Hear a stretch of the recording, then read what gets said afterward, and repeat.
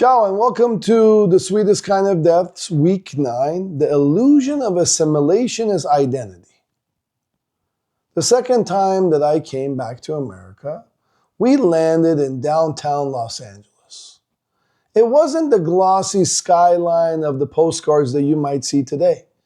Back then, it was the hood, streets where it wasn't safe to walk at night, gangs running everywhere, rampant, and corporate housing, which was near my uncle's office, the grid of a city in flux.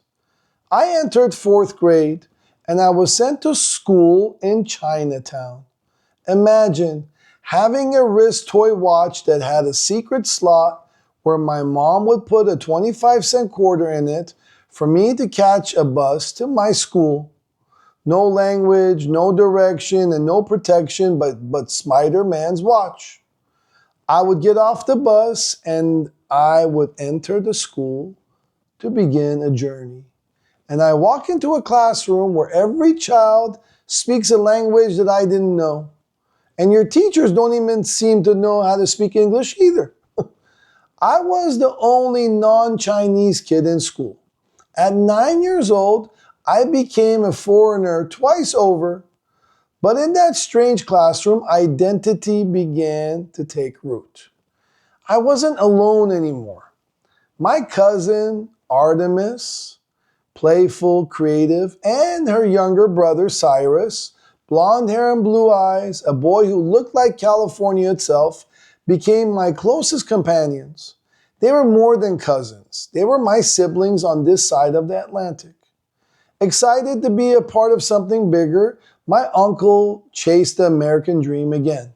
So we moved from corporate housing in downtown LA to a wonderful new home that he had bought in Canoga Park in the valley. And at that corner of our street, the very first house was owned by a clown. Not just a man with a job, but a man who lived his reflection out loud. He had decorated his yard like a carnival. Lights, games, laughter spilling into the street. The clown's house showed me something essential. America had space for self-expression.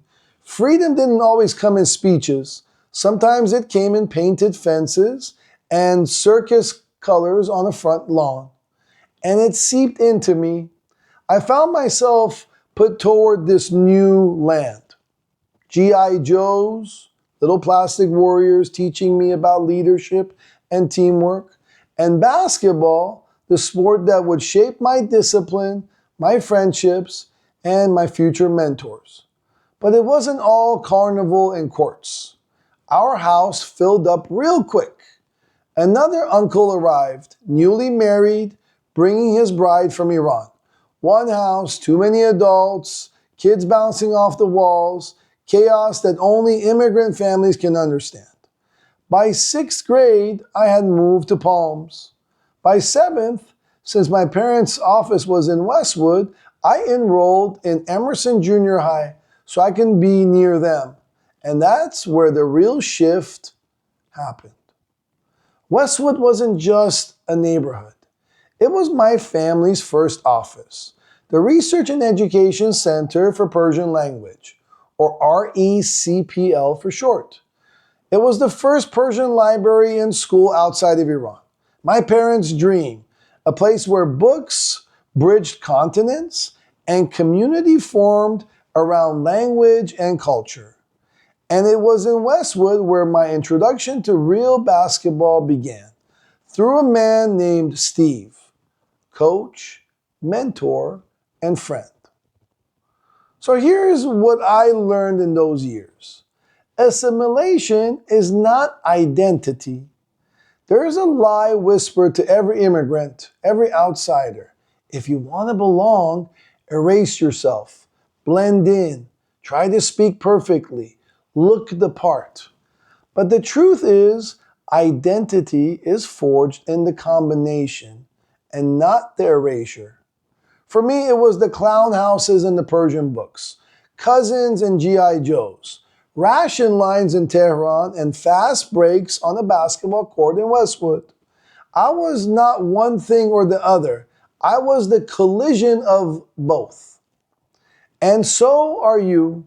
Even if you were born here, you are a mosaic of influences: family, culture, mentors, fate, neighborhoods.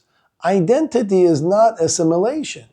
Identity is integration. So, how do we look at the love and the bank?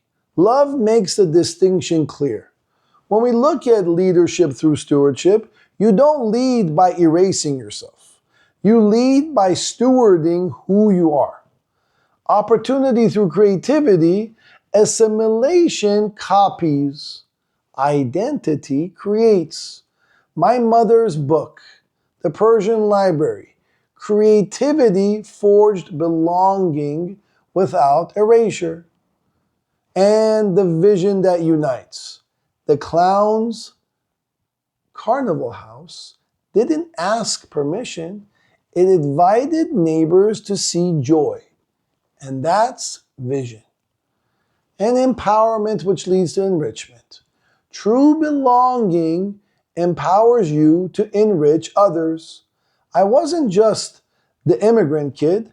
I became a teammate, a friend, and ultimately a contributor to our society. And in the bank of time and trust, assimilation is like depositing counterfeit currency. It looks like belonging, but it empties you. Identity, by contrast, is real wealth. Deposits of truth that hold value across every border. So ask yourself, where are you erasing parts of yourself to fit in? Where are you hiding your language, your culture, your heritage, your creativity, or simply your belief, thinking that assimilation equals acceptance? The illusion robs you twice. It steals your identity, and it gives you nothing real in return. So here is the kill move, your exercise for this week. Step 1, identify one part of yourself that you've been hiding in order to belong. Within 48 hours, express it. Bring food from your culture to a friend. Share a story from your past. Speak a language that you've silenced. And step 3, record it as a deposit in your bank of time and trust. Belonging born from truth will compound into respect. And the closing candle for this week. Identity is not found in erasing difference, but in uniting truth with truth. Ciao, have a good day.